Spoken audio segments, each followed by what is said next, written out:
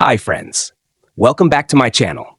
In today's video, I'm going to show you how to turn off the Disable Link Previews feature in WhatsApp. If you're new here, don't forget to subscribe and give this video a thumbs up. Now, let's dive in. Step 1. First, unlock your Nothing phone and open the WhatsApp application. Once inside, you'll see the main screen with your chats menu. Step 2. Now, look at the top right of your screen, where you'll find 3 vertical dots. This is the menu icon. Tap on them. Step 3. Next, locate the Settings option and tap on it. Step 4. Now, locate the Privacy option and tap on it. Step 5. Next, scroll down to locate the Advanced option and tap on it. Unfortunately, the Disable Link Previews feature is turned on. Step 6. For the last and most important step, select the Disable Link Previews option to turn it off instantly.